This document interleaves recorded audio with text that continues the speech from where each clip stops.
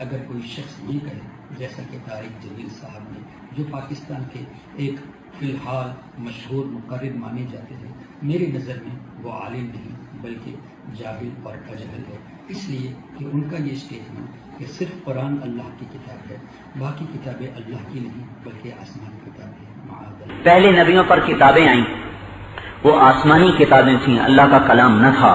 یہ فرق ہے قرآن میں اور پہلی کتابوں کا فرق ہے، بہت خوبصورت فرق ہے۔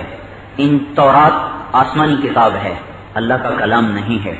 زبور آسمانی کتاب ہے، اللہ کا کلام نہیں ہے۔ انجیل آسمانی کتاب ہے، اللہ کا کلام نہیں ہے۔ صحیفے 150 چھوٹے پمفلٹ کتابیں، چھوٹی کتابیں، وہ آسمان کی کتابیں ہیں، وہ اللہ کا کلام نہیں ہیں۔ تورات آسمانی کتاب ہے، اللہ کا کلام نہیں ہے۔ زبور آسمانی کتاب ہے، اللہ کا کلام نہیں ہے۔ انجیل آسمانی کتاب ہے، اللہ کا کلام نہیں ہے۔ صحیفے 150 چھوٹے پمفلٹ کتابیں، چھوٹی کتابیں، وہ آسمان کی کتابیں ہیں، وہ اللہ کا کلام نہیں ہے۔ ایک ساتھی نے ایک رضاخانی کا اعتراض بھیجا، اور ہمیشہ کی طرح اس بار بھی رضاخانیوں نے اپنی جہالتوں کا ثبوت دیا۔ آدمی مقولہ مشہور ہے کہ آدمی جس چیز سے جاہل ہوتا ہے اس کا دشمن ہوتا ہے۔ تو چونکہ علم اور بریلویت ان دونوں کی آپس میں دشمنی ہے، اور کسی زمانے میں مجھے ایک ساتھی نے کلپ بھیجی، ایک تصویر بھیجی، اس میں ایک آدمی کھڑا ہوا تھا اور اوپر سے علم بارش ہو رہی تھی، اس بارش پر اس نے علم لکھا ہوا تھا، اور جو آدمی کھڑا تھا اس نے چھتری پکڑی ہوئی تھی۔ یعنی جس ٹائم علم کی بارش ہوتی ہے تو انہوں نے چھتری پکڑی ہوتی ہے، اس بارش سے بچتے ہیں۔ تو تصویر میں بڑی پیچھے اس کا بیک اپ بڑا کافی گہرا ہے، اگر بندے تصویری پر غور کرے تو۔ بہرحال علم اور رضاخانیت یہ دونوں ایک دوسرے کے دشمن ہیں۔ جہاں علم ہوگا وہ رضاخانیت نہیں ہوگی، اور جہاں رضاخانیت ہوگی وہ علم نہیں ہوگا۔ رضاخانیوں کی سب سے بڑی مصیبت تو یہ ہے کہ وہ حضرات اعتراض تو کرتے ہیں لیکن اعتراض کے لیے کوئی ثبوت نہیں دیتے ہیں، بس اپنے پیٹ سے ایک چیز بنا لیتے ہیں، یہ کفر اور یہ گستاخی ہے۔ بھئی اگر یہ کفر ہے اور یہ گستاخی ہے تو اس کا ثبوت کیا ہے؟ اور ہمارے ساتھیوں کا سب سے بڑا مسئلہ یہ ہے کہ وہ بس اعتراض سن کے منہ اٹھا کر آ جاتے، جی جواب دیتے۔ بھئی جواب تو ہم آپ کو دے دیں گے، لیکن سوال یہ ہے کہ اگر اس نے دلیل سے بات کی ہو تو ہم جواب دیں نا۔ جب بات ہی بنا دلیل ہے تو جواب کس بات کا؟ اس لیے یہ جو ایک اور اعتراض آیا ہے کہ جی مولانا طارق جمیل صاحب نے قرآن مجید کو اللہ کا کلام کا، جبکہ باقی کتابوں کو تورات، زبور، انجیل وغیرہ کو کہا کہ یہ اللہ کا کلام نہیں ہے، یہ آسمانی کتب تو ہیں لیکن اللہ کا کلام نہیں ہے، تو اس کو بھی رضاخانیوں نے اپنی عادت بد کے مطابق کفر اور گستاخی کہہ دیا۔ تو پہلا تو میرے سے گزارش یہ ہے کہ اللہ کا کلام قرآن ہے، باقی اللہ کی کتابیں ہیں، اللہ نے ان کو نازل کیا، آسمان سے وہ نازل ہوئی، لیکن تورات، زبور، انجیل کیا اللہ کا کلام ہے؟ اس پر ثبوت دیں۔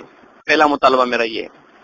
دوسرا مطالبہ میرا یہ ہے کہ جو قرآن کو اللہ کا کلام مانے اور باقی کتب کو اللہ کا کلام نہ مانے، ہاں اللہ کی طرف سے نازل شدہ مانے، آسمان سے آئی ہوئی کتب مانے، منزل کتب مانے، لیکن اللہ کا کلام نہ مانے، تو وہ شخص کافر ہو جاتا ہے۔ اس پر بھی ثبوت دیں۔ جب یہ دو ثبوت آپ دے دیں گے تو پھر انشاءاللہ ہم آگے گفتگو کریں گے۔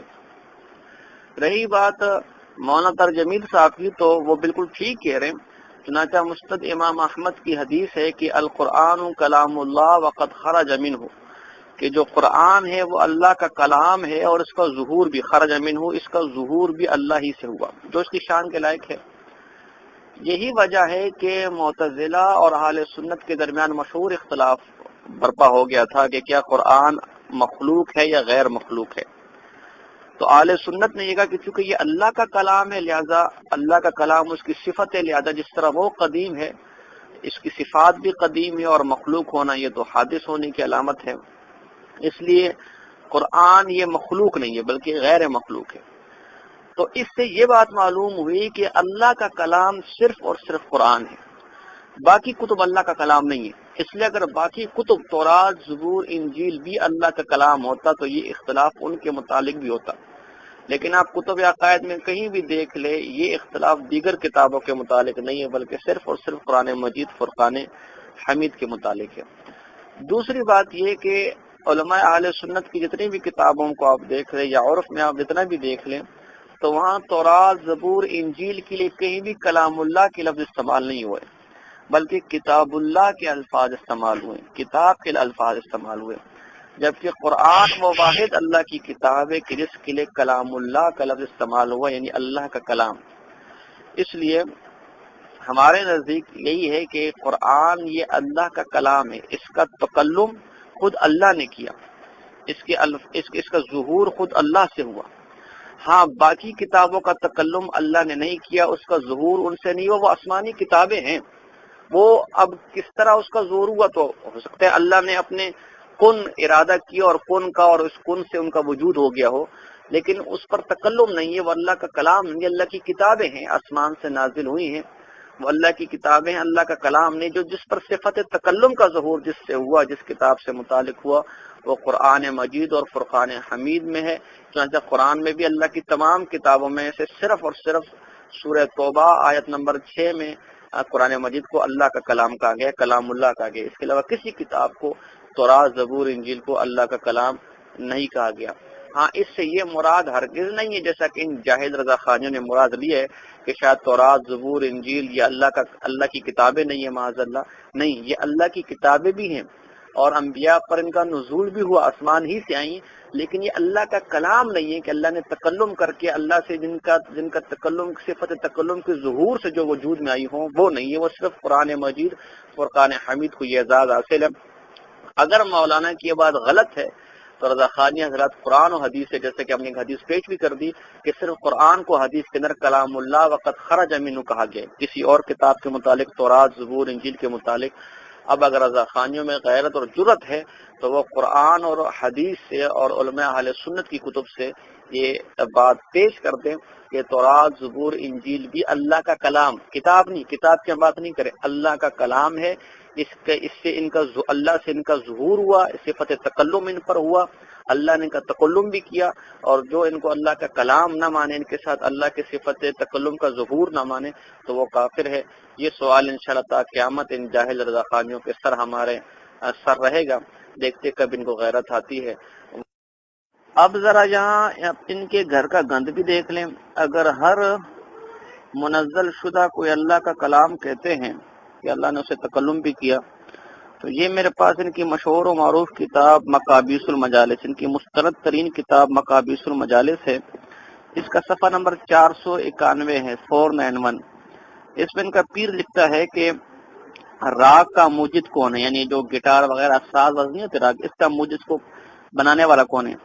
آپ نے اس خیال سے مطلع ہو کر فرمایا کہ اہل ہند کے یہ راگ، یعنی جو ہندو وغیرہ راگ وغیرہ گاتے ہیں، راگ پہاڑی، راگ ٹھمری وغیرہ، یہ جو راگ ہیں جو ہندو بھجن وغیرہ میں گاتے ہیں، کہ راگ منزل نازل شدہ ہیں، یہ راگ تمام رشیوں اور اوتاروں پر جو پیغمبر ہیں، یعنی جتنے ہندو کے رشی اوتار وغیرہ ہیں، گاؤ ماتا اور یہ کالی دیوی اور کالی ماتا اور یہ سارے ڈرامے جو ہیں، حق سبحانہ و تعالیٰ کی طرف نازل ہوئے ہیں۔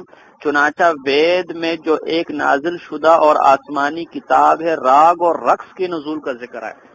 معاذ اللہ، تم گانے باجے کو، ٹھمکوں کو اللہ کی طرف سے نازل شدہ اس کا کلام کہو، معاذ اللہ اس کی کتاب کہو، یہ جتنی شیطانی میوزک ہے تم اس کو نازل شدہ کہو۔ کبھی اپنے ان مولویوں کی ان بےغیرتی اور کفریات اور لغویات اور بکواسات پر بھی تم نے ویڈیو بنائی؟